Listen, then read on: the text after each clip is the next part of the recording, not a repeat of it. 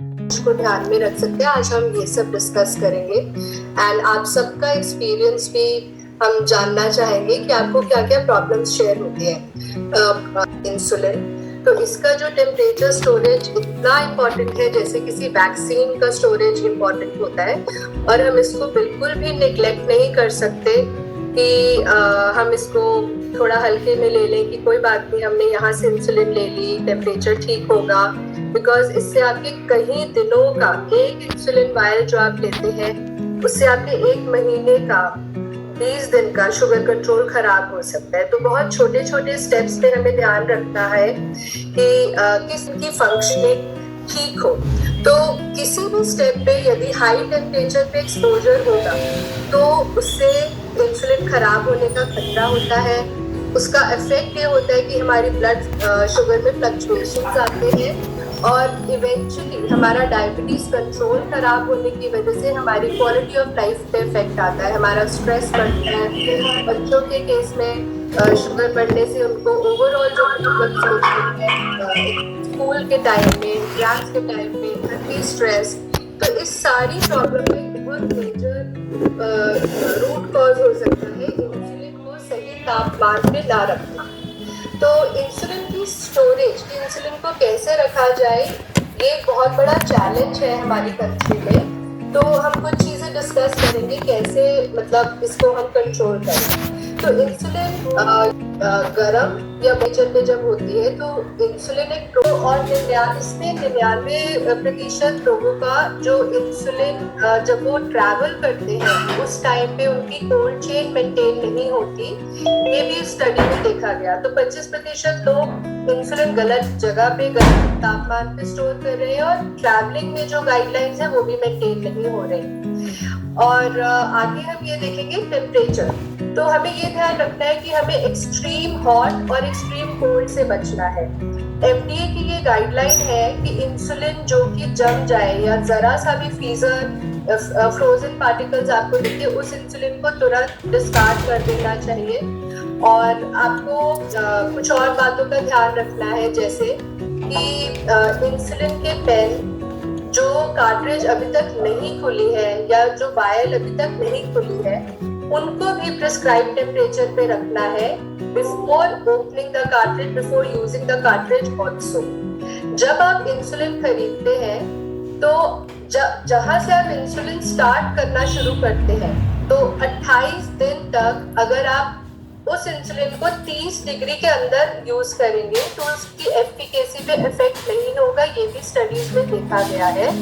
लेकिन अगर आपकी इंसुलिन की यूजेज इतनी ज्यादा है, यानी कि आपकी महीने में 2 वायल यूज हो जाती है और नहीं सॉरी, अगर आपकी इंसुलिन यूजेज बहुत कम है यानी कि आपकी एक इंसुलिन की वायल रफली 1.5 महीना या 2 महीना चलती है, तो और उस केस में आप रूम टेम्परेचर यानी 25 से 30 डिग्री पे पूरा टाइम इंसुलिन अगर 28 दिन से ऊपर रखेंगे तो उसकी एफिकेसी पे इफेक्ट आ सकता है। तो कोशिश ये करिए जिन लोगों की इंसुलिन रिक्वायरमेंट कम है वो लोग इंसुलिन को जो रेकमेंडेड टेम्परेचर रेंज है, जो एप्रोप्रिएट बेटर टेम्परेचर रेंज है which is 2 to 8 degree Celsius, उसमें स्टोर करें।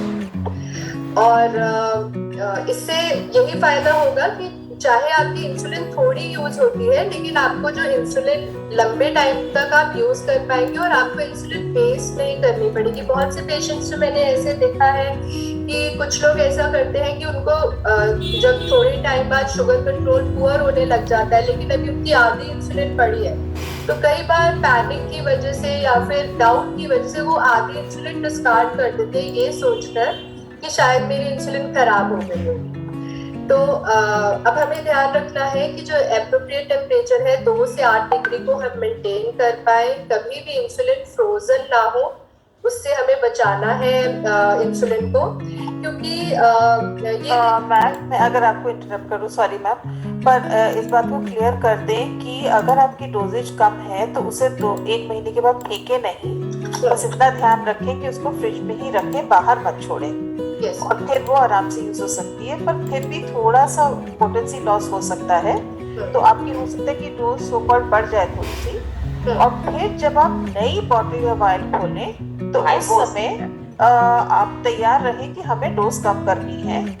तो अगर आप वैसे शुगर के टेस्टिंग में लापरवाही करें तो उस समय बिल्कुल लापरवाही ना करें, उस समय जरूर चेक कर लें और फिर आराम से उसको एंड तक यूज करें एंड डोज कम कर दें। Thank you ma'am, back to you. Thank you ma'am. और हमें एक और चीज का ध्यान रखना है कि जब भी आप इंसुलिन फ्रिज में रख रहे हैं तो इंसुलिन को टॉप कंपार्टमेंट्स में नहीं रखना है जो कि फ्रीजर के एकदम साथ में है। चिलर में आप इंसुलिन ना रखें, वहां पे फ्रीजर का टेम्परेचर ऑलमोस्ट बहुत पास होता है, तो उससे इंसुलिन के टेम्परेचर पे इफेक्ट आएगा। एक चीज का ये ध्यान रखें।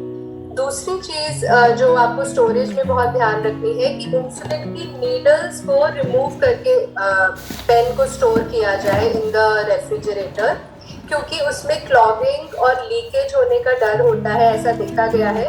तो इट इज बेटर कि आप अपनी नीडल को रिमूव करके फ्रिज में रखें। और जो सबसे बेस्ट जगह है फ्रिज में रखने के लिए इंसुलिन को, वो है आप वेजिटेबल सेक्शन में रख सकते हैं। वहां पे ये देखा गया है जो टेम्परेचर मेंटेन होता है वो बिल्कुल 8-10 डिग्री के करीब मेंटेन होता है और उस पे आपकी इंसुलिन बहुत स्टेबल रहती है। तो या तो वेजिटेबल सेक्शन में या बटर सेक्शन में आप रखें, लेकिन आपको दरवाजे में इंसुलिन नहीं रखनी, क्योंकि दरवाजे में इंसुलिन रखने से बहुत फ्लक्चुएशंस होती है, बार बार दरवाजा खुलता है। तो कोशिश ये करें कि डोर में इंसुलिन ना रखें। मैम तो एक मिनट रुकेंगे डॉक्टर अंजू मैम, हम सबको डोर में रखने को कहते हैं क्योंकि बटर कंपार्टमेंट के अंदर होती है। तो डोर खोल के जो राइट हैंड जब आप डोर खोलते हैं तो उसमें जो मक्खन का कंपार्टमेंट होता है उसमें ऐसे शटर होता है उसके अंदर। तो इसमें आपके विचार क्या है, क्योंकि अब कंफ्यूजन होगा जिन्होंने मेरे पेशेंट्स को मैं ऐसा बताती हूँ, क्या ये गलत है? मैम देखिए, एक्चुअली अलग अलग रेफ्रिजरेटर पे डिपेंड करेगा, लेकिन जो बटर सेक्शन होता है कई बार आपके रेफ्रिजरेटर के शेल्फ्स में भी होता है। अगर डोर में it is not in a proper compartment, then we should not keep in the door. Door में खासकर बोतल वाली जगह पे या अंडे वाली जगह पे हमें नहीं रखना चाहिए। लेकिन अगर एक क्लोज कंपार्टमेंट है जहाँ पे एटलीस्ट टेम्परेचर मेंटेन रहेगा, this is good. Yes, this is good. Yes. और एक चीज और भी कर सकते हैं मैम कि डब्बे में रख सकते हैं। मैं डब्बे में ही बोलो कि टूटे ना, आप एक टिफिन बॉक्स में डाल के, और क्योंकि सब्जी भी बार बार निकलेगी तो इंसुलिन काफी कंटामिनेट और खराब। तो आई थिंक हम इस पे कंसेंसस करें कि अगर बटर कंपार्टमेंट है जिसमें शटर है तो डब्बे में बाहर रखें, या फिर अगर सब्जियों के साथ रखना है जो कि बहुत यूज होगी, बार बार सब्जी निकलेगी, नहीं आएगी, 2-2 दिन में सब्जी खरीदी जाएगी, मुझे वो बहुत अच्छा आइडिया नहीं लग रहा है। बीच के शेल्फ में रखें तो ज्यादा सेफ है। और इसमें भी थोड़े मेरे पेशेंट्स कंफ्यूज हो जाएंगे, मैं कहती हूँ कि सुई मत बदलिए। एयर क्लॉगिंग जब हो जाती है, मतलब हवा जब वायल में भर जाती है, सॉरी कार्ट्रिज में भर जाती है, तो वो हम सिरिंज से निकाल लेते हैं। लीकेज का ध्यान रखना है कि अगर आपको गीला लग रहा है तो उसको थोड़ा टाइटन कर लें। मैं भी नहीं, मैं मना करती हूँ क्योंकि बच्चे नहीं करते और कई बार उन्हें थोड़ी इनकन्वीनियंस होती है बार बार नीडल निकाल के रखने में। फिर निकालने में थोड़ा इन्फेक्शन का भी डर रहता है। यस यस, ये देन तो फेंकनी ही चाहिए, फिर तो दूसरी ही यूज होगी। तो जो बच्चे नीडल रीयूज करते हैं उनके लिए मैसेज है कि वो ना निकालें, और जो ऑफ कोर्स जो बार बार नहीं लेते हैं वो तो फिर निकाल के फेंक सकते हैं। ठीक है जैस्मिन, यू कैन कंटिन्यू। और जिन सिचुएशंस में रेफ्रिजरेटर का, is someone saying something? No no. हाँ जी, शोभा wanted to add something। या शोभा बोलो।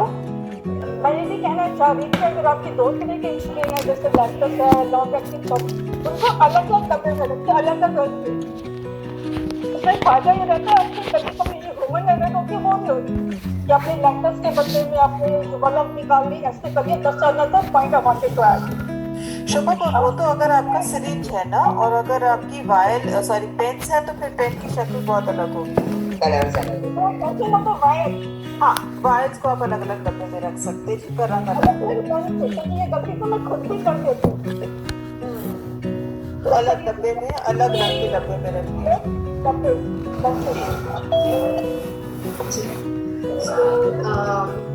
सो अभी हम थोड़ा सा ये भी देखेंगे रेफ्रिजरेटर की ऑप्शन नहीं है, वहाँ पे हमें किन चीजों का ध्यान रखना है कि इंसुलिन को ऐसी जगह पे रखना है जहाँ पे कोई मॉइस्चर, कोई humidity, it should be a dark place, और कहीं सन रेज और हीट से एक्सपोजर ना हो जहाँ पे रेफ्रिजरेटर की ऑप्शन नहीं है।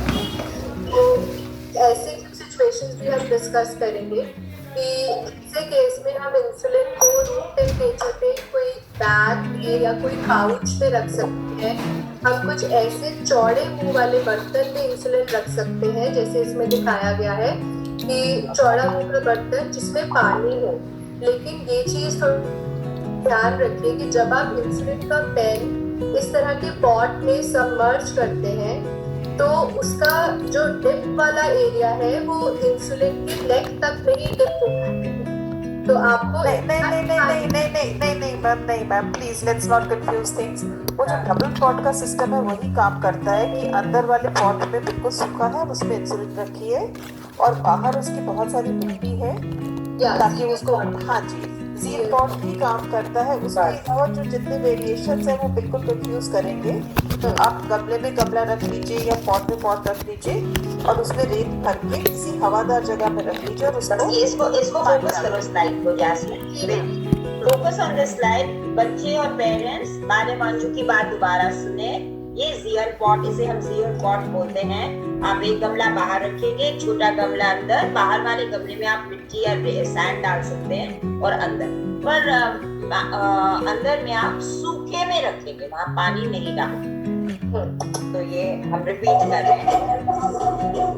तो जो ये बाहर की रेत है आप उसमें पानी डाल सकते हैं ताकि रेत का टेम्परेचर मेंटेन रहे, और अंदर वाला जो पॉट है उसमें आप इंसुलिन रख सकते हैं। इसमें ये ध्यान रखना है कि जो ये गमला है इसकी जो रेत है वो सूखे नहीं, और कोशिश ये करिए अगर आप इसको ढक के भी रख सकें ताकि अगर बाहर की टेम्परेचर में गर्म हवा है उससे रेत का टेम्परेचर बार बार चेंज ना हो। तो ये चीज एक ध्यान रखनी है।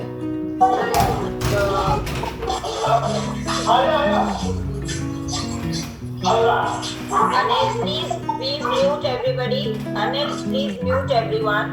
Okay ma'am. सो मैम कुछ प्रैक्टिसेस में ये देखा गया है कि अगर हम ऐसे कंडीशन, जास्मिन जी आप अनम्यूट हैं, अनम्यूट कर लीजिए। सभी अब इस टाइम म्यूट हैं तो आप अपना अनम्यूट कीजिए। Yes, so I am saying कि जियर पॉट के अलावा हम इस तरह के जो थर्मोकूल इनमें इंसुलिन रख सकते हैं। इनमें हम आइस पैक रख के इंसुलिन को स्टोर कर सकते हैं जहाँ पे रेफ्रिजरेटर का ऑप्शन ना हो। लेकिन इसमें ये बात ध्यान रखेंगे कि एक आइस पैक जब थोड़े दिन आप उसको 2-3 दिन यूज करें उसके बाद उसको रिप्लेस करना बहुत जरूरी है। अगर आप रिप्लेस नहीं करेंगे उसका टेम्परेचर मेंटेन नहीं होगा। तो आप आइस पैक जब पूरी तरीके से मेल्ट होने लगे तो आप फ्रोजन आइस पैक से रिप्लेस करेंगे जरूर, ताकि इंसुलिन का टेम्परेचर मेंटेन हो। किसी भी जगह पे यदि आप इंसुलिन को इस तरीके से स्टोर कर रहे हैं जहाँ पे कुछ इंसुलिन के ऊपर एक डैम्प क्लॉथ से उसको स्टोर कर रहे हैं जिसमें इंसुलिन का लेबल या इंसुलिन की एक्सपायरी डेट या इंसुलिन का कोई भी लेबल मिटने का डर है, तो आप एक प्रैक्टिकल टिप ये करेंगे कि एक वाटरप्रूफ टेप अपने लेबल पे लगा देंगे और उसके ऊपर आप एक्सपायरी डेट, इंसुलिन का नाम और डेट ऑफ ओपनिंग लिखेंगे ताकि वो वाली इंफॉर्मेशन कभी भी मिस ना हो। तो ऐसे केसेस में जहाँ पे आप एक गीले कपड़े में इंसुलिन को लपेट के रख रहे हैं विद यू आर ट्रैवलिंग या फिर आप घर पे हैं, उस चीज में आप ये चीज का जरूर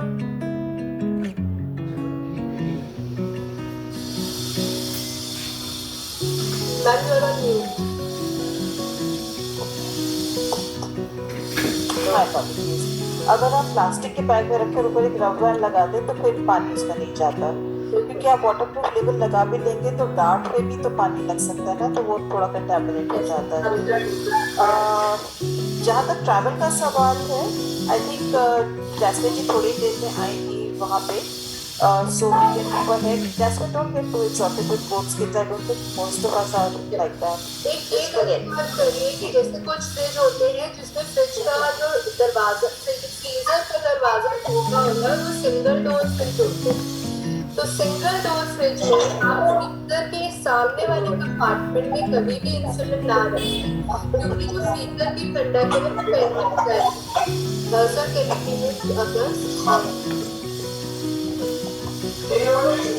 जो सिंगल डोर रेफ्रिजरेटर करें उसमें एक चीज का बहुत ध्यान रखें कि आप फ्रीजर कंपार्टमेंट के सामने इंसुलिन ना रखें। एक और चीज जो एक गलती होती है, इंसुलिन की वायर और इंसुलिन की बॉटल्स को कभी भी डायरेक्ट आइस पर स्टोर नहीं आपको नहीं,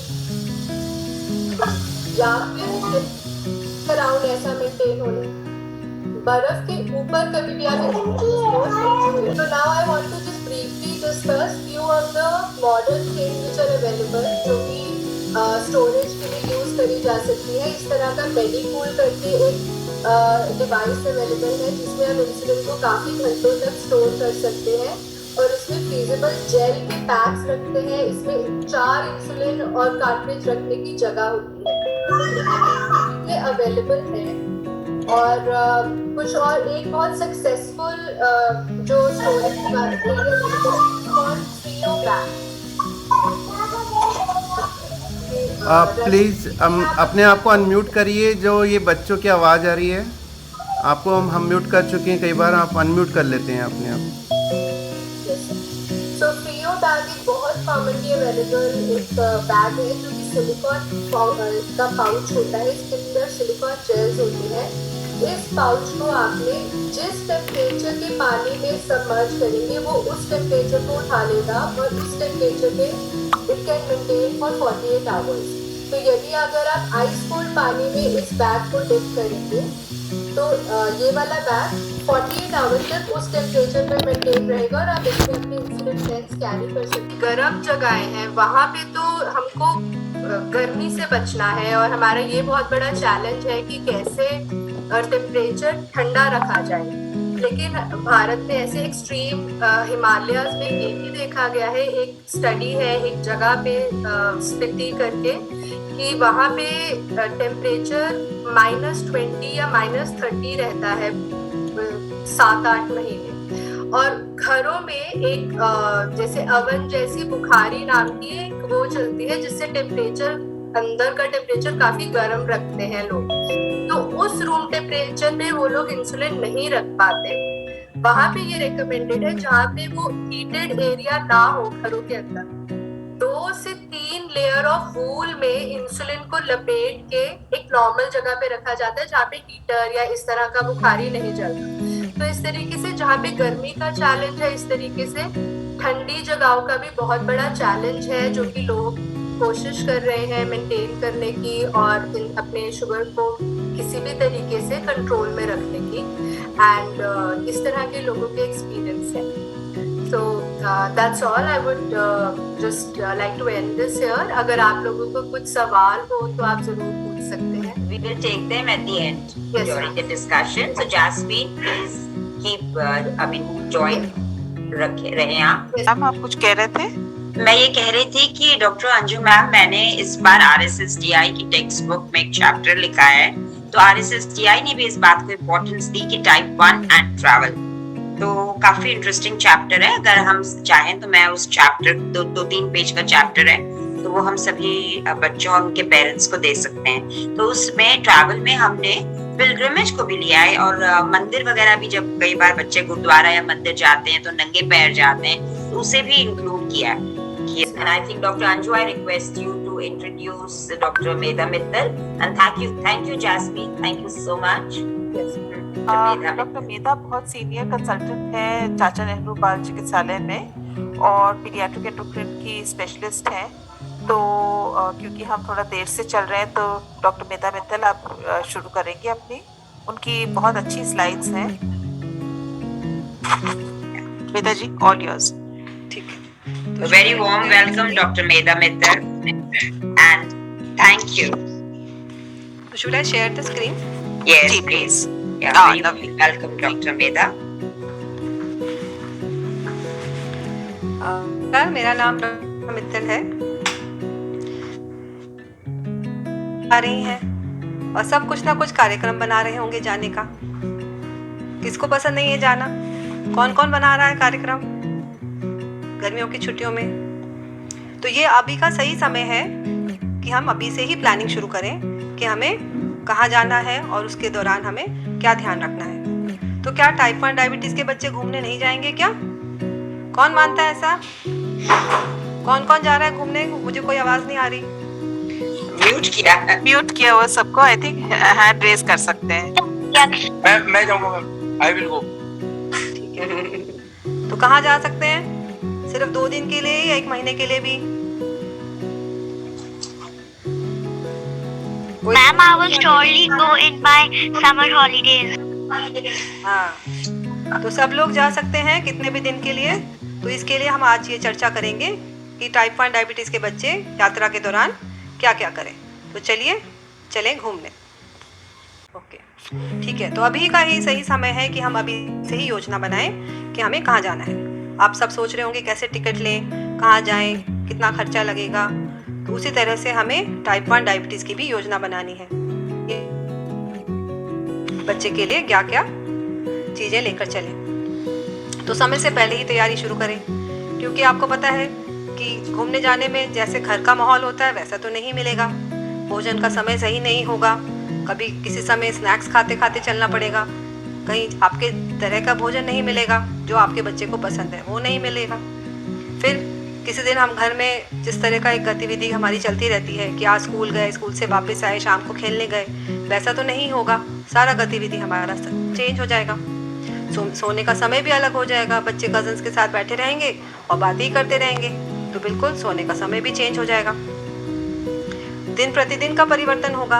आज 12 घंटे ट्रेन में ही चले गए, अगले दिन किसी से पूरा दिन खेलने में ही बच्चे का दिन चला गया, तो दिन प्रतिदिन का भी परिवर्तन आएगा।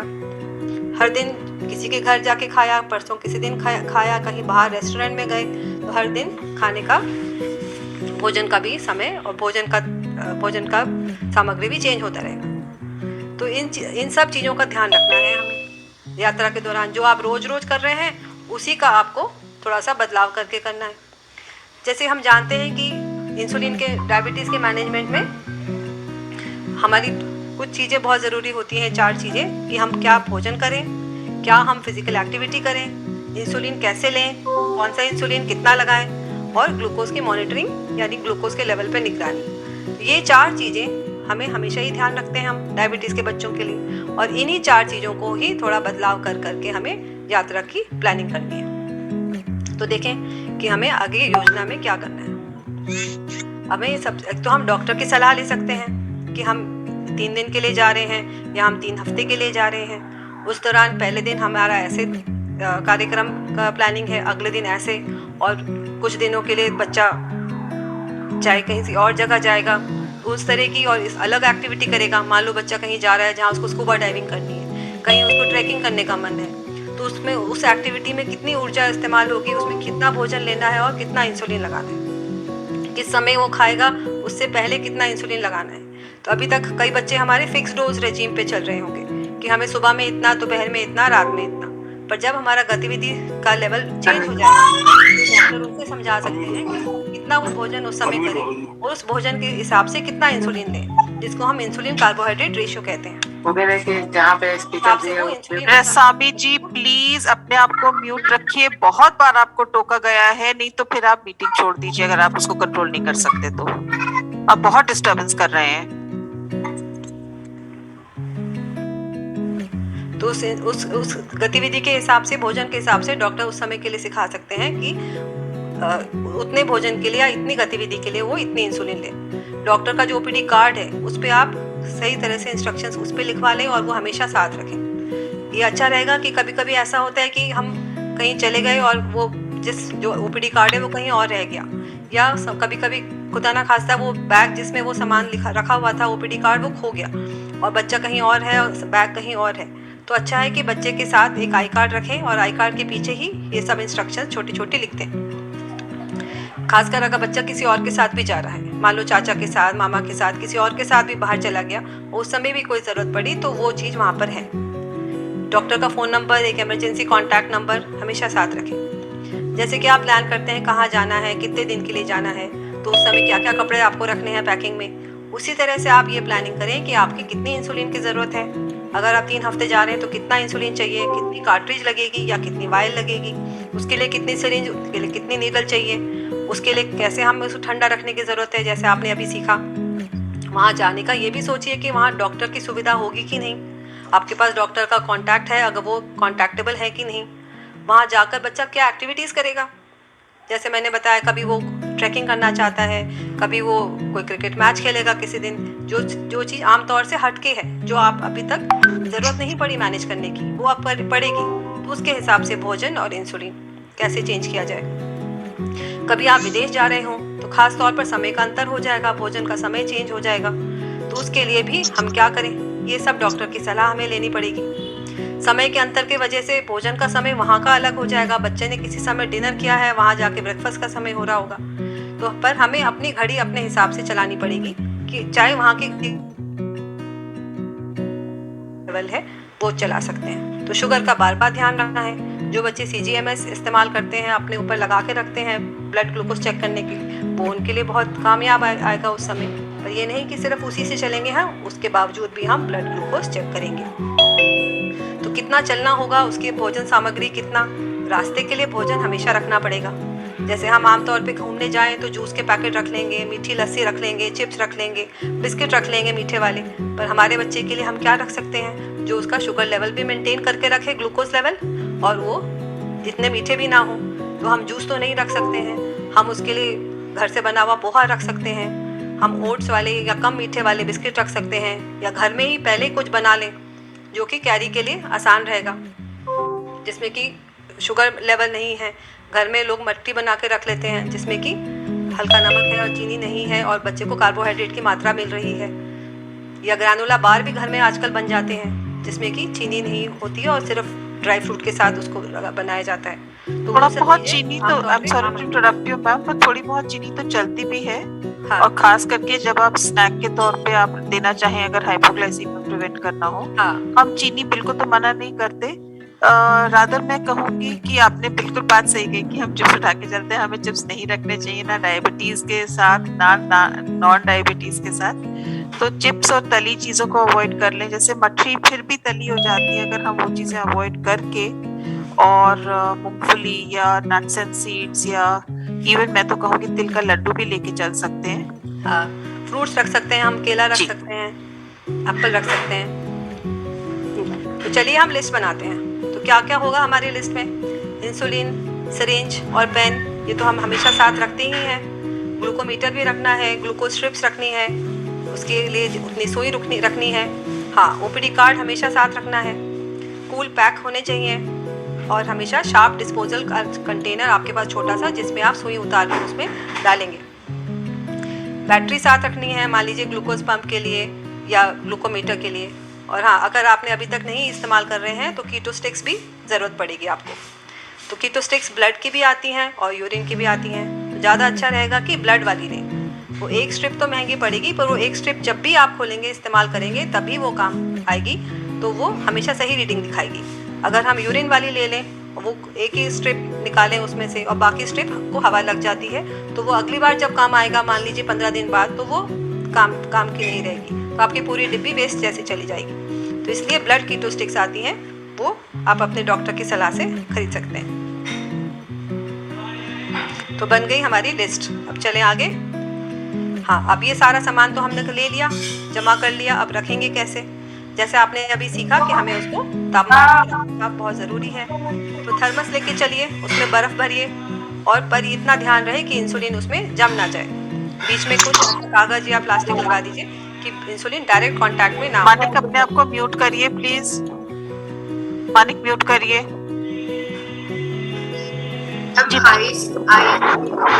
हम कॉटन भी रख सकते हैं और फिर पेन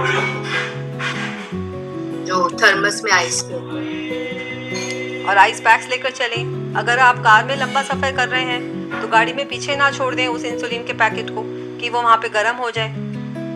अगर चेक इन आप एरोप्लेन से जा रहे हैं तो चेक इन बैगेज में ना डाल दें उसको, कि बच्चा तो कहीं है और इंसुलिन है कहीं, वहाँ पे हो सकता है इतना ठंडा हो कि इंसुलिन ही जम जाए। तो ये तापमान का आपको हमेशा ध्यान रखना। जहाँ रहने वाले हैं वहाँ पर क्या सुविधा होगी, रास्ते का तो आपने सोच लिया। अब आप जहाँ रहने वाले हैं, जिसके घर रहेंगे या होटल में रहेंगे, वहाँ पे इंसुलिन ठंडा रखने का इंतज़ाम है कि नहीं, ये भी हमें सोचना है। वहाँ पे कैसा फ्रिज होगा, उसमें फ्रिज में कहाँ रखा जाएगा, तो ये वहाँ पे डिस्कस करें कि हमारी ये दवाई है, हमें ये यहाँ पे रखनी है, तो कैसे रखें, बर्फ़ भी ना जमे और ठंडा भी रहे। आपके इंसुलिन पैक कब तक ठंडे रह सकते हैं, ये उसका ध्यान रखना है। और जिस घर में रहेंगे वहाँ पे उनकी सुविधा के हिसाब से, उनके डब्बे के हिसाब से आपको वहाँ रखना पड़ेगा। वैसे ही वापस आने की तैयारी भी आपको वहीं से करके चलनी है कि आप जब तक घर वापस आएँ तब तक आपके बच्चे का इंसुलिन सही तापमान पे रहे। और क्योंकि आप इतना लंबा ट्रैवल कर रहे हैं और कोई इंसुलिन मान लीजिए बाहर रह गई, ख़राब हो गई, तो आप हमेशा 3-4 इंसुलिन या जितना भी आपको लग रहा है उससे ज़्यादा लेकर इंसुलिन चलें। कभी इंसुलिन की वायल टूट गई, वहाँ पर आपके वाला इंसुलिन नहीं मिला, तो आपकी जो इस्तेमाल वाली इंसुलिन है उसके एक्स्ट्रा कार्ट्रिज, एक्स्ट्रा वायल लेकर चलें। हाँ, इमरजेंसी प्लान हमेशा एक साथ में रहना चाहिए। ये नहीं कह रहे हैं कि इमरजेंसी हो ही जाए, पर क्योंकि हमेशा इमरजेंसी का ध्यान रखना होगा ताकि इमरजेंसी हो ना। मान लीजिए शुगर लेवल कभी कम हो जाए तो क्या करेंगे, ग्लूकोज की टैबलेट मिलती है या ग्लूकॉन डी, वो साथ में रखें। हाँ, ग्लूकोगन इंजेक्शन बहुत यूज़फुल है कि मान लीजिए कोई ऐसा हो गया कि बच्चा नहीं पा रहा या बता नहीं पा रहा या बहुत पसीना, ग्लूकोगन का इंजेक्शन लगा सकते हैं जिससे कि शुगर लेवल बढ़ जाए। तो जो आप इस्तेमाल करते हैं रोज़ाना में कि बच्चे का अगर कभी हाइपोग्लाइसीमिया हुआ, शुगर लेवल डाउन हुआ, जो चीज़ आप आम तौर पे करते हैं, आपके ट्राइड एंड टेस्टेड है कि आप ये खिलाने से बच्चे का शुगर वापस आ जाता है, वो चीज़ साथ रखें। अगर बच्चा सिर्फ एकदम ऐसे बेहोश नहीं हुआ है, थोड़ा सा ही शुगर डाउन है, तो आम तौर पे जैसे आप एक्स्ट्रा खाना खिलाते हैं या सैंडविच खिलाते हैं, जो भी आप खिलाते हैं, नॉर्मल खाना उस समय जो खाने वाला है वो आधी रोटी आप पहले खिला देते हैं, तो वो भी आप उस समय खिला सकते हैं। पर उस समय जैसे आदमी बाहर हो और शुगर डाउन हो जाए तो घबराना नहीं है। तो इसलिए हम अगर प्लान लिख कर चलें, घर से ही लिख कर चलें कि अगर हम बाहर हैं, अगर हम ट्रेन में हैं, अगर बच्चा खेलने से पहले या खेलने के बाद उसका शुगर डाउन हो रहा है, तब हम क्या करेंगे। अगर रिटन प्लान हो तो आदमी उस समय घबराता नहीं है। ठीक है, जैसे मैंने कहा कि जैसे इंसुलिन अगर हम एरोप्लेन में जा रहे हैं तो चेक इन बैगेज में ना डालें, वहीं रखें जहाँ पर बच्चा हो, जहाँ पे उसका इस्तेमाल होगा। ट्रेन या प्लेन में क्या खाना मिलेगा इसका भी ध्यान रखना चाहिए। कई बार ट्रेन में खाना मिलता है, प्लेन में मिलता है, पर बिल्कुल घर जैसा तो नहीं मिलेगा। कुछ कॉन्टिनेंटल खाना होगा, कुछ सैंडविच होगा, कुछ बन होगा। अब ऐसा खाना तो हम रोज़ नहीं खाते हैं, तो उसके लिए हमें कार्बोहाइड्रेट एक्सचेंज लिस्ट हमारे पास होती है, उसका इस्तेमाल करें कि इसके लिए हम कितना इंसुलिन लेंगे। उनसे डिस्कस करें कि बच्चे को क्या खाना मिलने वाला है, कितना, उसमें अंदाज़ा लगाइए कि उसमें कितना कार्बोहाइड्रेट होगा। जैसे हम 15 ग्राम को एक कार्बोहाइड्रेट एक्सचेंज मानते हैं, तो उतने के लिए हम उसके जो हम घर में एक रोटी खाते हैं उसके बदले में ये जो हमें पोहा मिल रहा है या बन मिल रहा है, उसकी कितनी सामग्री कार्बोहाइड्रेट होगी उसमें, उसका अंदाज़ा लगा के उस हिसाब से हम इंसुलिन लें। अगर नहीं तो ऐसा भी है कि आप रेडीमेड जो पैकेट्स आते हैं, अगर आप वो लेके चल रहे हैं कि रास्ते में आपने कैरी कर लिया और गर्म पानी में डाला, तो उसमें भी लिखा होता है कि कार्बोहाइड्रेट कितना है, उसके हिसाब से आप मॉडिफाई कर सकते हैं। खाना वो चूज़ करें जैसे हम जिसमें कि फाइबर की मात्रा ज़्यादा होगी ताकि शुगर लेवल एकदम से बढ़े ना। तो जहाँ जा रहे हैं वहाँ निसंकोच बताएं कि बच्चे को ऐसा भोजन चाहिए जिससे कि बच्चे का शुगर कंट्रोल में रहे। जिसके घर जा रहे हैं उसको खास तौर पर घड़ी का, जैसे मैंने कहा, अगर समय जैसे हम यूएसए जा रहे हैं तो वहाँ 14-16 घंटा हम घड़ी हमारी पीछे चलेगी। पर आप अपनी एक घड़ी, जैसे बाकी घड़ी सब लोग घर में बदल रहे हैं, मान लीजिए बच्चा परिवार के साथ जा रहा है, तो एक जना घड़ी का समय ना बदले, बाकी लोग घड़ी का समय बदल लें, ताकि बच्चे का समय के अनुसार जो भोजन चल रहा है, इंसुलिन की ज़रूरत चल रही है, इंसुलिन लग रही है, वो एक घड़ी के हिसाब से चले और धीरे धीरे उसमें चेंज करें। अगर आप पंप इस्तेमाल करते हैं तो पंप ना उतारें, उसको लगा कर रखें। ब्लड ग्लूकोज समय समय से चेक करें और CGMS इस्तेमाल करें तो आपको थोड़ा कन्वीनियंट होगा। अगर बच्चा हमसे अलग जा रहा है, स्कूल ट्रिप पे जा रहा है, सुबह गया शाम आया या गया और 3 दिन बाद आया, तो वो भी हमें उसको अलाउ करना है। उसको आई कार्ड देना है। आई कार्ड में जहाँ उसका नाम का लिखा होगा उसके पीछे आप उसका ज़रूरत की कितना इंसुलिन और कितनी जानकारी और कितना इमरजेंसी प्लान रखना है। एक कॉन्टैक्ट नंबर, इमरजेंसी नंबर। बच्चा आपको या टीचर आपको दिन में एक बार फ़ोन करके बताए कि इसका शुगर लेवल इस तरह से चला है और हमने इसको इस तरह से मैनेज किया। आजकल काफ़ी टीचर लोग ये जिम्मेदारी निभाते हैं और वो खुद भी अपने शेड्यूल के हिसाब से इंजेक्शन ले सकता है। हाँ, टीचर को इमरजेंसी प्लान भी बता कर रखना है ताकि वो भी ऐसी सिचुएशन में घबराए ना। सारी प्रॉब्लम घबराने से हो जाती है। वैसे हम आमतौर पे ठीक कर लेंगे, पर जहाँ वो घबराहट आ गई कि अरे ये दूसरा बच्चा और ये इसको ऐसे हो गया, टीचर ने भी कभी हैंडल नहीं किया, और वो ज़रूर घबरा जाएगी। तो इमरजेंसी प्लान बच्चे को भी सिखाना है, टीचर को भी, और उसका कोई खास दोस्त है जो घर में आता जाता है, बडी है, उसको भी हम इमरजेंसी प्लान बता सकते हैं।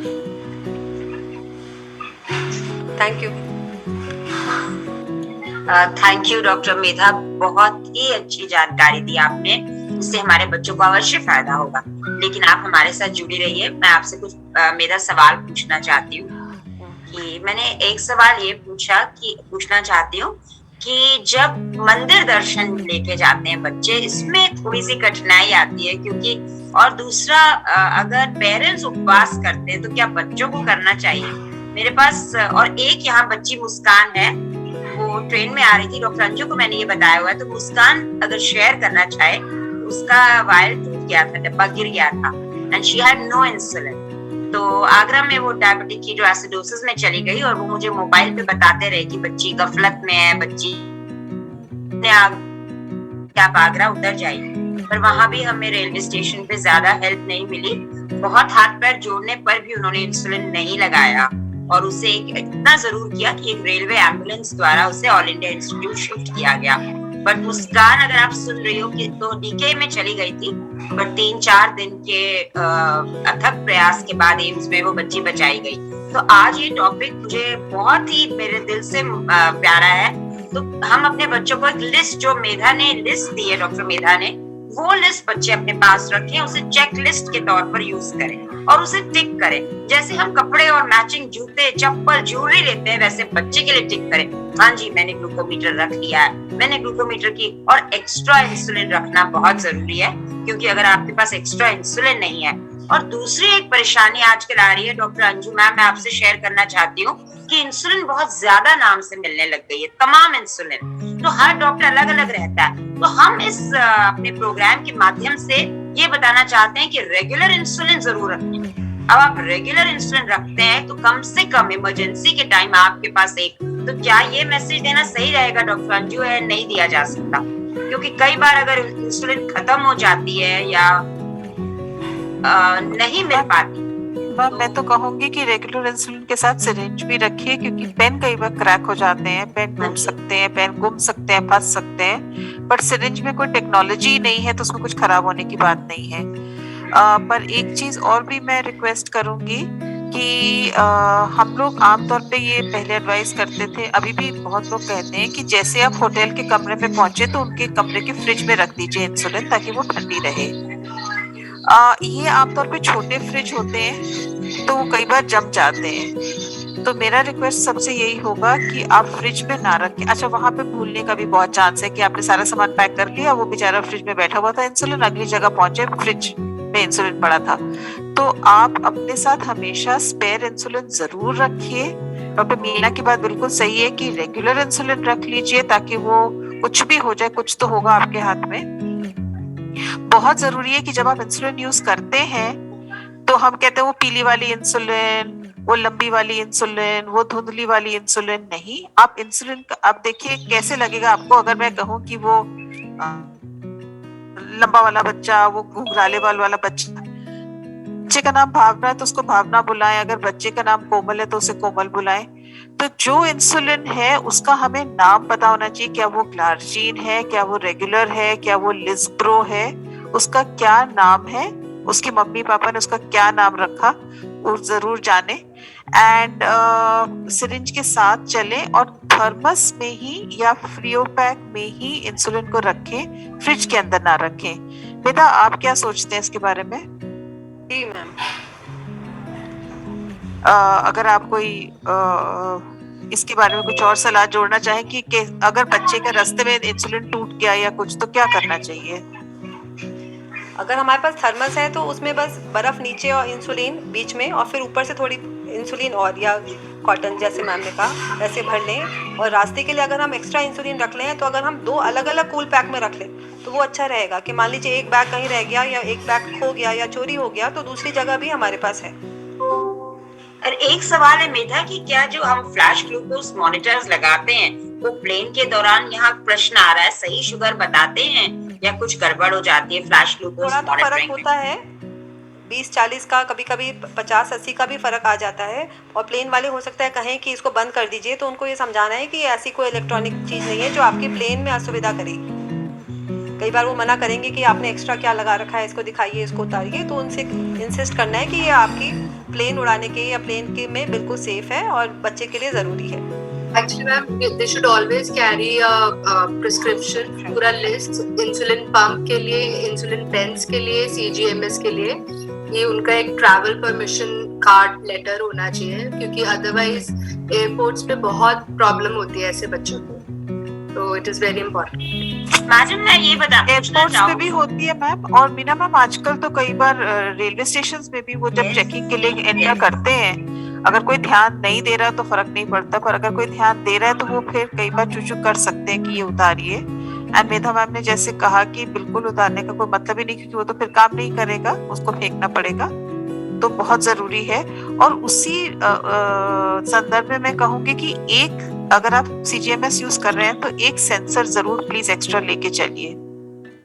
डॉक्टर अंजू मैम मुझे यहाँ एक बहुत इम्पोर्टेंट प्रश्न पूछना और हम सभी से जवाब मांगना है कि शादी में जा रहा है बच्चा तो क्या एहतियात करे। I will like to share here very fortunate, सभी ये इंसिडेंट बताना नहीं चाहती थी, लेकिन I lost 16-year-old girl because वो नाना नानी चाचा चाची या समबडी के साथ शादी में गई और उसका इंसुलिन, जैसे आपने बताया, शादी की जगह बारात घर में रह गया और उसे मिला नहीं और वो वापस DK में आई, लेकिन हम उसे नहीं बचा सकते।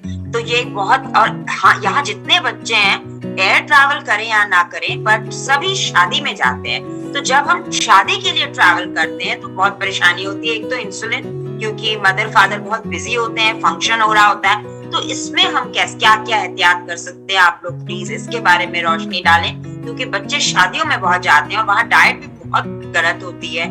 तो इंसुलिन बढ़ा लें, जिनको कार्ब काउंटिंग नहीं आता वो क्या करें, किस प्रकार से। तो मेधा आप ये बताएं कि शादी में जाएं तो क्या क्या एहतियात करें अगर आप ट्रैवल करके शादी में जा रहे हैं। शादी में एक तो हम ये देखें कि हमें वहाँ पे क्या क्या भोजन है, और एकदम से ही पहला जो दिखा उसी पे ना ले लें।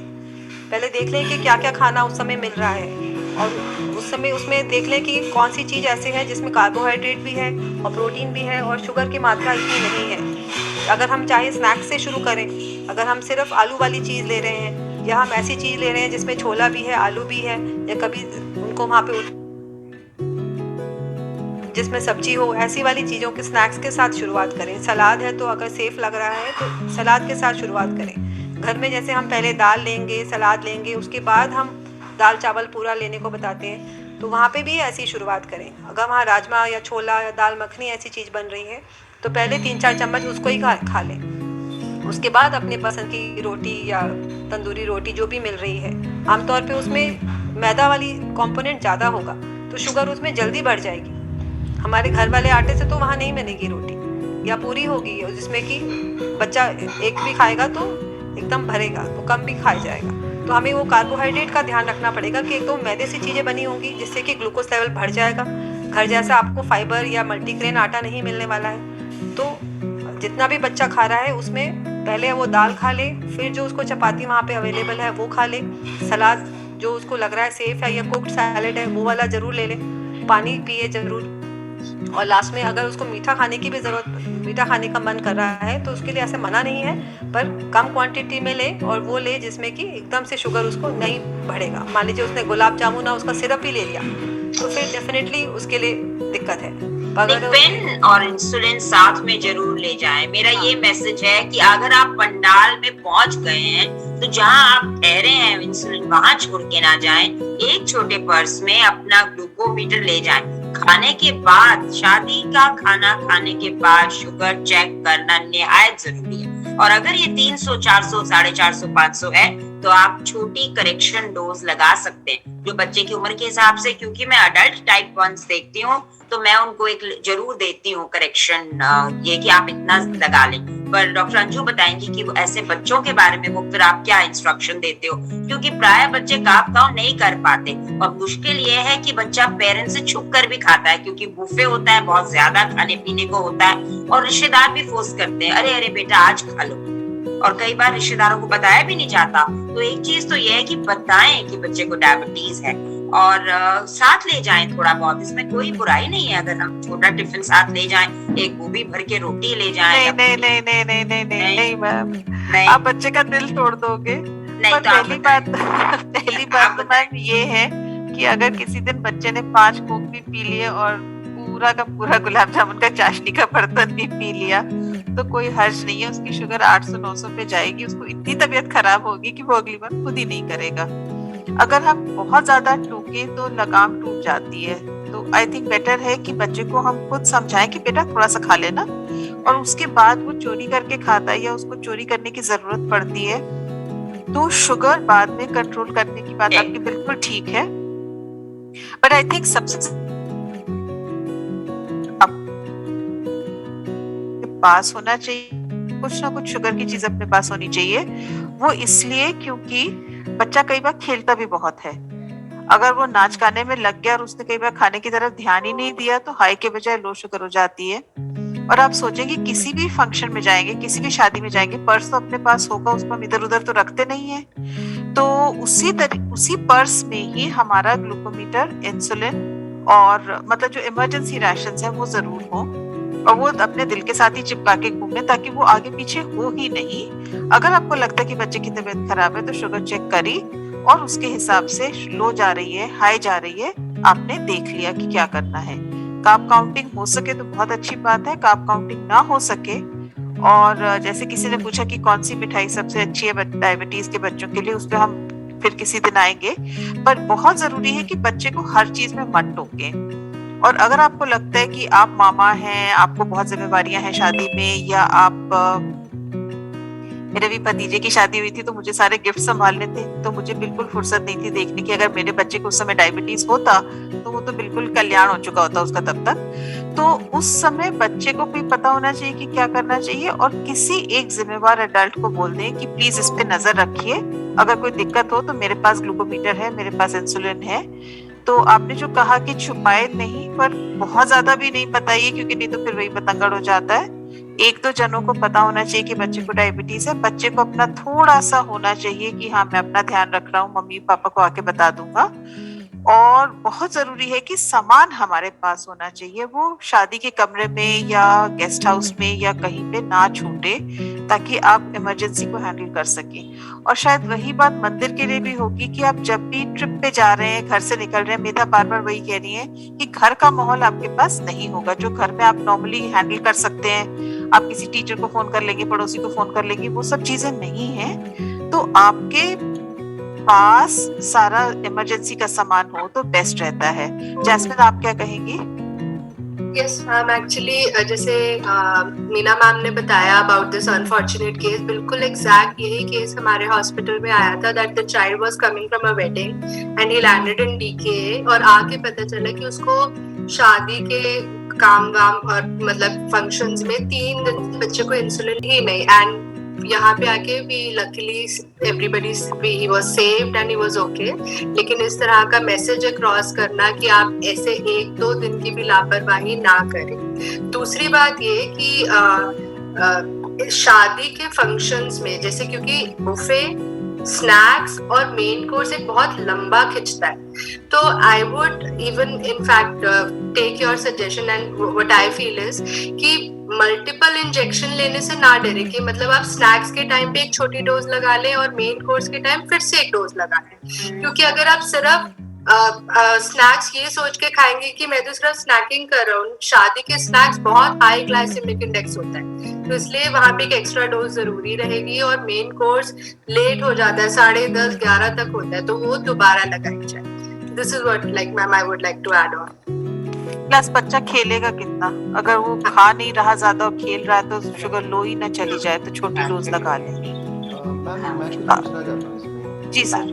मैम जब मैंने कई मतलब छोटे बच्चों को देखा है जो बिलो 10 ईयर्स 12 ईयर्स होते हैं, और हमारे यहाँ के कई ऐसे बच्चे हैं जो बाय बस ट्रेवल करते हैं, तो गांव जाना 7-8 घंटे का सफ़र भी होता है, और बाय एक ट्रैवलिंग टायर फटीग होती है बेसिकली, देखा जाता है बीच में कई बार पानी भी नहीं मिलता, तो डिहाइड्रेशन जैसी सिचुएशन बनती है। और जो अगर वो अपने टाइमली घर पहुंच भी जाते हैं जिसमें वो उनका इंसुलिन लगाने का टाइम है, तो वो उनका मन नहीं होता खाने का, एसिडिक की वजह से या पॉल्यूशन की वजह से, मतलब माइंड सेट बिल्कुल उनका ऐसा नहीं होता कि वो कुछ खाएं। तो इस कंडीशन में अगर वो इंसुलिन लगाते हैं और खाते नहीं हैं तो हाइपो में जाने के चांसेस हो जाते हैं।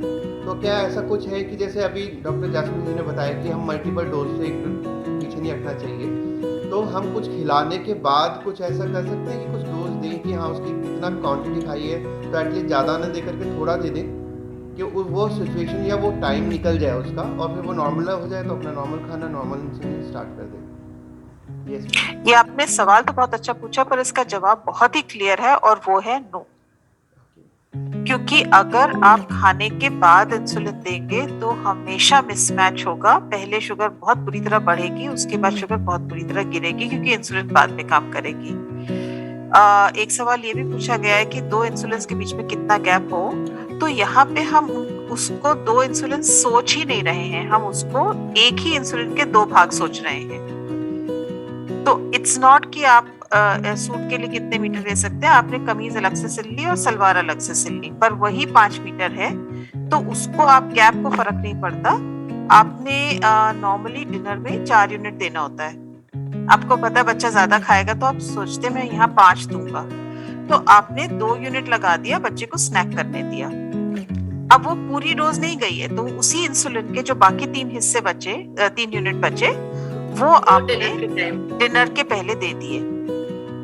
और अगर आपको लगता है कि डिनर इसने खा लिया बच्चे ने और अभी शुगर अच्छे से 400 पे जा रही है, तो बिना हेजिटेट के 1 यूनिट और एक्स्ट्रा दे दिया। तो आपने कहा 3 बार दिया, आधे घंटे के गैप पे दिया, हे भगवान ये क्या बकवास है? नहीं, ये बकवास नहीं है।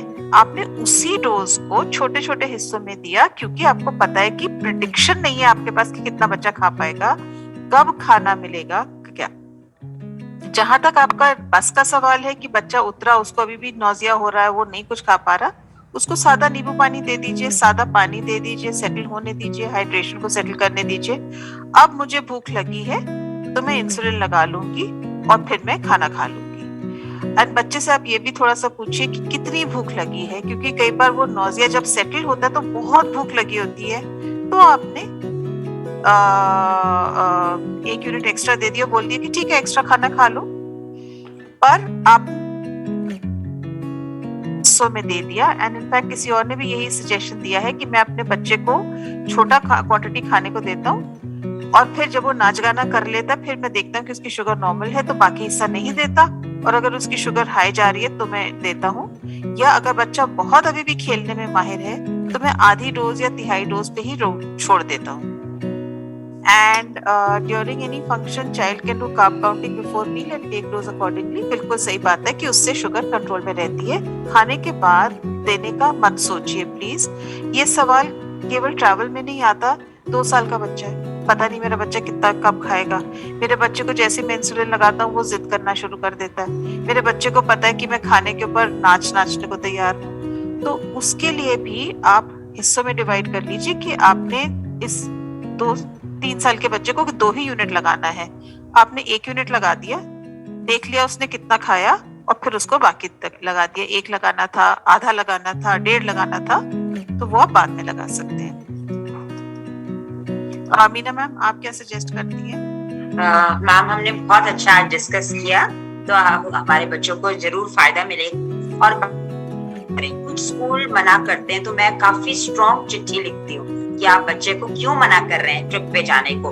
कुछ माता पिता मना करते हैं, तो प्लीज ऐसा ना करें। बच्चा बहुत ज्यादा अपने आप को अकेला फील करता है अगर आप उसे ट्रिप पर नहीं जाने देते। तो आज सभी आप लोग बताएं, मैं जाने देती हूँ। बहुत छोटे बच्चे क्योंकि मैं नहीं देखती, तो जो 15 साल से ऊपर बच्चे हैं उनको तो हम ट्रिप पर, और रात अगर वो रुकना चाहें अपने फ्रेंड के घर, तो आपका इस पे क्या वो है। कुछ बच्चे जैसे कई बार पार्टी के बाद रात में अपने फ्रेंड या कजन्स के घर या मामा, तो किस प्रकार से। और दूसरा, नाना नानी के घर जब जाते हैं तो वहाँ खाना बहुत ज्यादा नहीं होना चाहिए, नॉर्मल होना चाहिए। ये मैसेज पेरेंट्स को नाना नानी या चाचा चाची या मामा मामी को देना चाहिए।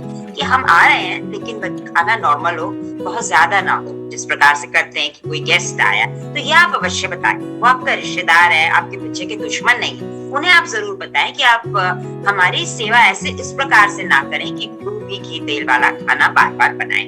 एक तो ये, और दूसरा ट्रिप पर जाने से मत रोकें। ये मेरा पेरेंट्स को है, एहतियात करें, लेकिन सिर्फ ट्रिप पर इसलिए ना रोकें कि नहीं बच्चे को क्या होगा, उससे जाने दें, क्योंकि उससे इससे बहुत बुरा फील होता है। तो मैडम आप कितने साल के बच्चे को जाने देती हैं ट्रिप पर या मामा मामी के घर इंडिपेंडेंटली कजन्स के पास बिना पेरेंट्स के गाइड के साथ? बहुत बच्चे पे ही डिपेंड करता है, क्योंकि कई बार मैंने देखा कि 10 से 11 साल का भी बच्चा होगा, बोलेगा मैं इंसुलिन खुद नहीं लगा सकता, मुझे बहुत दर्द होती है, मुझे डर लगता है। और आप ट्रिप की बात करें तो 6 साल के बच्चे भी खुद लगा लेते हैं। तो उस समय वो बड़ा अच्छा इंसेंटिव होता है कि ये मौका है, इसका फायदा उठाओ कि देखो मामा जी के साथ जाना है ना, तो जल्दी से इंसुलिन लगाना सीख लो तो तुम्हें आ जाएगा। और फिर उसके बाद तो फिर बहाना ही खत्म हो जाता है, बाद में बच्चा खुद लगा सकता है। तो बहुत जरूरी है कि बच्चे को हम जितना इंडिपेंडेंट बना सके, क्योंकि हम लोग कई बार सोचते हैं बच्चा बीमार है तो हम हमेशा रिक्वेस्ट करते हैं कि मेरा डायबिटिक बच्चा नहीं है, उसको थोड़ा बहुत एडजस्ट करिए। I would like to add on just one. जी ma'am, sorry. Yes ma'am. So एक चीज बस मैं ट्रिप्स और कैंप्स के लिए बताना चाहूँगी कि जैसे हमने शादी में ये सोचा कि हमें इंसुलिन इंजेक्शन, स्नैकिंग और मेन कोर्स इस सब के लिए लगाना डरना नहीं है, लेकिन कैंप्स और ट्रिप्स पे क्योंकि बच्चों की एक्टिविटी बहुत ज्यादा होती है, देयर इज एक्सेस एक्टिविटी, तो उसमें आप ये सोच के कि बच्चा थोड़ा डिफरेंट खाना खा रहा है, थोड़ा बुफे में से अच्छा खाना या मैदे वाली चीजें खा रहा है, तो एक्सेस इंसुलिन मत लगाइए।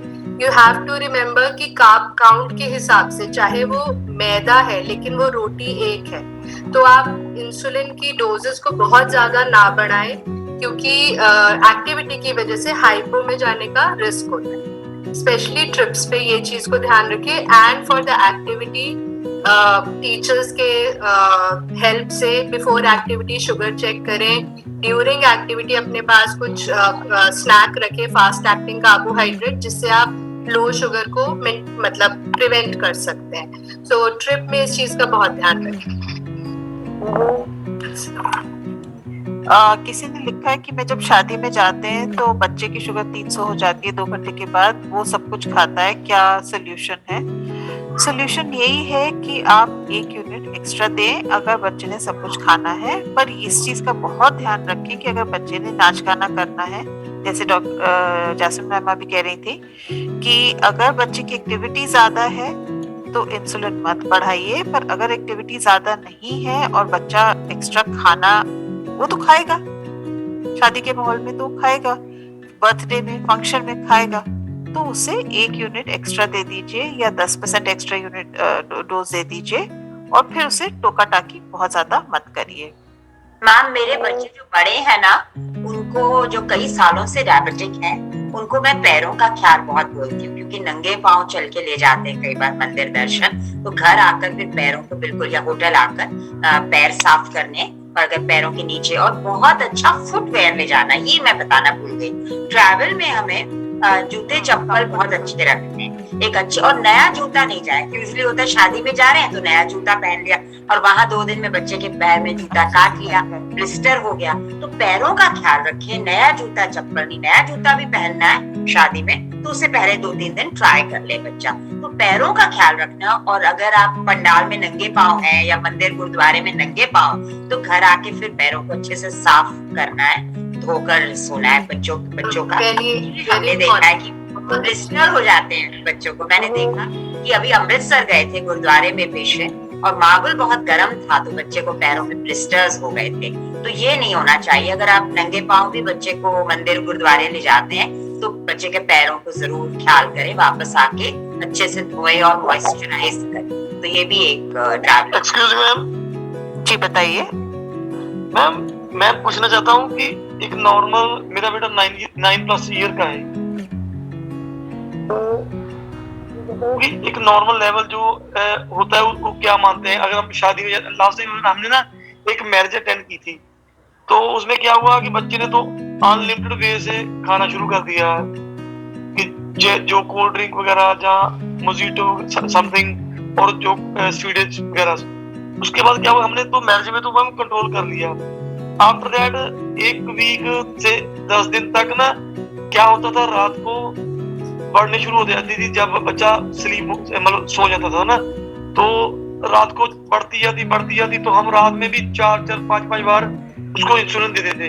तो ये मैम कम से कम 10 से 15 दिन लगे उसकी डोज सेट करने में। जब मैरिज से पहले थी मैम तो डोज थी 0.8 यूनिट पर काल, मतलब 1 यूनिट से कम था। तो मैम आप आफ्टर दैट क्या हुआ कि इमीडिएटली जब हमने मैरिज अटेंड की तो 2 दिन के बाद ही यूनिट पर बढ़ गए 1.5 यूनिट पर काब हो गए। चलो जैसे तैसे हमने उसे मैनेज कर लेते, जो जब वो खाना खाता था 3 टाइम तो हम मैनेज करते थे, तो इंसुलिन ठीक थी, लेवल भी ठीक रहता था। जब रात को सोता था ना तो मैम 200-250 ऐसे चलने लगती थी वो, तो रात को भी हमें तो आप ये देखिए ना कि वही मैंने आपको शुरू में भी कहा था कि आमतौर पे 2-3 हफ्ते तो नहीं लगते, थोड़ी अनयूजुअल बात है, पर एक बार बच्चे ने बहुत ज्यादा अनलिमिटेड खा लिया और उसके बाद आपको 2 हफ्ते तक उसको रात को बार बार इंसुलिन लगाना पड़ा, रेस्ट अश्योर्ड कि अगली बार वो ध्यान से खाएगा। आफ्टर ऑल बच्चा क्या कोई भी इंसान गिर के फिर ही चलना सीखता है, तो मैं तो कहूंगी कि भगवान का शुक्र है कि आपके बच्चे को ये बुरा एक्सपीरियंस हुआ और उससे वो सीख लेगा। और अगली बार जब आप शादी पे जाओगे तो आप उससे पहले ही बार्गेन कर लीजिएगा कि बेटा कुछ ज्यादा खाएगा तो फिर मैं 2 हफ्ते नहीं जगूंगा, प्लीज मेरे को बख्श। तो बच्चा खुद ही समझदार है, वो भी नहीं सफर करना चाहता, वो अपने आप को थोड़ा लिमिट में रखेगा। नहीं होता है जब मतलब कोई कभी मैरिज अटेंड करते हैं जब कोई बच्चा अनलिमिटेड खाता है तो ऐसा ही होता है। नहीं, मैंने आपसे शुरू में ही कहा ना, आप ध्यान नहीं दे रहे थे कि ये बहुत अनयूजुअल बात है कि 2 हफ्ते तक बात चलती रही, बट द फैक्ट कि आपको इतनी परेशानी हुई तो उससे बच्चे को सीख तो मिल गई ना, आपको भी मिल गई और बच्चे को भी मिल गई। वो दिन ना मिली, वो तो छोटा है। कितने साल का है? 9 साल का है ना, 9 ईयर का है। 9 साल छोटा होता है? मुझे 3 और 4 साल के बच्चे फिलोसफी मार के जाते हैं, तो 9 साल का बच्चा तो बहुत बड़ा होता है। पहले तो 10 साल पे शादी हो जाती थी। आप बच्चे को बेवकूफ मत समझिए, अपना हमारे बच्चे बहुत समझदार हैं और वो समझते हैं, पर उनको समझाने वाली बात है कि देखो बेटा अब तुमने इस बार गलती करी तो कितना सबको सफर करना पड़ा, अगली बार ध्यान रख लेना। 9 साल को प्लीज छोटा बच्चा मत समझिए। जैसे कुलदीप सर से पूछिए आप, उनकी बेटी 3 साल की है और कितनी समझदार है। आसपास रहती साई रात तो कोई प्रॉब्लम तो नहीं कि जहाँ से कम होना चाहिए। सर कंट्रोल तो करना ही पड़ता है ना।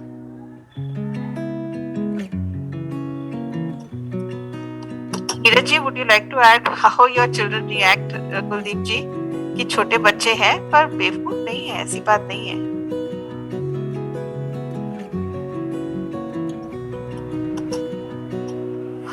तो इंसुलिन के डोजेस के बारे में हम इन जनरल तो बात नहीं करेंगे, आज उसके लिए दिन नहीं है। नेक्स्ट मीटिंग का डिसाइड कर लेते हैं कि 10 तारीख को 10 अप्रैल को संडे पड़ता है और उस दिन कोई खास ऐसा फंक्शन या कुछ नहीं है, तो 10 अप्रैल का रखेंगे। और किसी को कोई टॉपिक्स अगर दिमाग में हो, बर्निंग टॉपिक्स हो, तो आप बताएं। एक्सक्यूज मी मैम, मैं गुरमीन की मदर बात कर रही हूँ, नैन्सी जी। हाँ जी मैम, गुरमीन का एक स्कूल जो है वो ट्रैक पे लेके जा रहा है उनको हिमालयाज, तो वो 1 वीक के लिए जाने वाली है मैम। तो उसके लिए अगर आप हमें कुछ टिप्स दे सके। वैसे जो अभी तक आप क्या सुन रहे थे, यही तो बात हो रही किया वो मैंने सब समझ लिया, हमने, मेरे हस्बैंड भी बैठे तो हम वही समझ ही रहे थे बात को। बट अपार्ट फ्रॉम दैट अगर कुछ ऐसे इंपॉर्टेंट बातें हैं, जैसे मैम ने कहा पैरों को धोना और इंसुलिन को मतलब कंट्रोल्ड यूनिट्स में लगाना, उसको ज्यादा नहीं लगाना क्योंकि बच्चे की एक्टिविटीज रहेंगी और वो कैंप में रहेगा। उसके अलावा अपार्ट फ्रॉम दैट अगर कुछ ऐसा है which we would have missed. I think points तकरीबन सारे कवर हो गए हैं। अच्छा जी। सो आप दोनों ने पॉइंट्स जॉट भी करे होंगे। हाँ जी।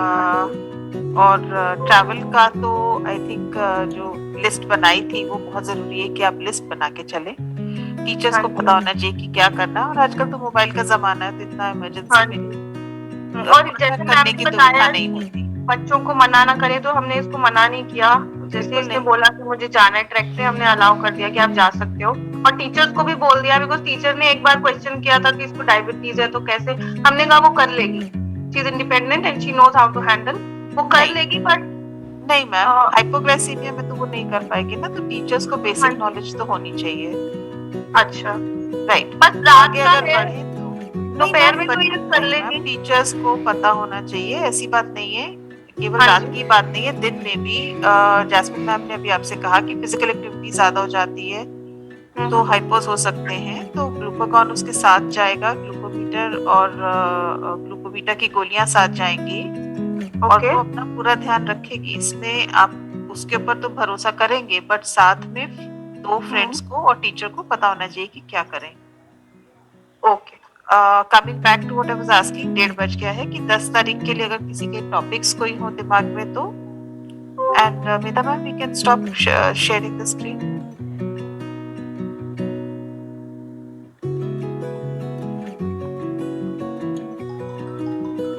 हेतवी जी, मैंने वही आपसे अभी कहा ना कि इस समय जनरल टॉपिक्स नहीं डिस्कस करेंगे, नहीं तो हम कल सुबह तक यहीं बैठे होंगे। आज ट्रैवल की बात हुई थी, अगले सेशन में आप क्या टॉपिक्स लेना चाहेंगे? अगर आपकी तरफ से कोई सजेशंस है, नहीं तो फिर हम अपने हिसाब से करेंगे। यशमित की मम्मी बताइए। Ma'am, I would like to ask the few details regarding the school. अभी स्कूल्स रीओपन हो रहे हैं from the April first week, first time after diagnosis my son would be going to school. थोड़ा सा मैं concern भी हूँ, because वैसे तो मैं हैंडल करने के लिए अपनी तरफ से भी कोशिश कर रही हूँ और यशमित को भी ट्रेन कर रही हूँ कि कैसे उसको स्कूल में मैनेज करना है। स्कूल में हमने पिछली बार बात करी थी, and that recording is available on YDF channel.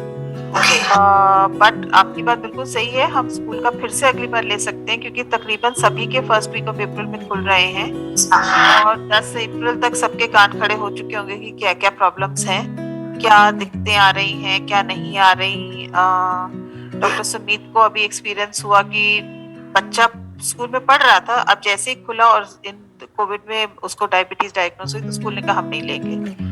तो इस किस्म की भी प्रॉब्लम्स आ रही हैं, तो आई थिंक हम अपने सारे सवाल तैयार करके रखें और स्कूल का ही डिस्कशन कर लेंगे हम 10 तारीख को कि स्कूल में क्या क्या परेशानियां आ रही हैं, क्या आ सकती हैं और कैसे हमने उनको टैकल करना है।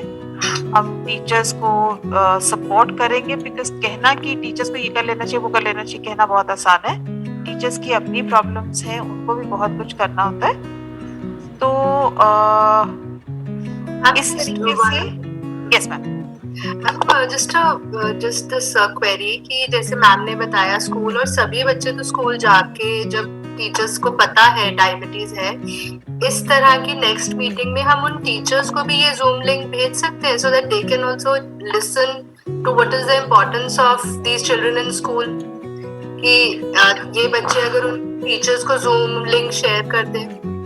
Yes, ma'am. For that, I think we probably have to have a separate session because it's देखिए यहाँ पे जो पेरेंट्स हैं उनको डायबिटीज का DIA तक तो आता ही है, P ना भी आता हो तो काफी फेमिलियर हैं।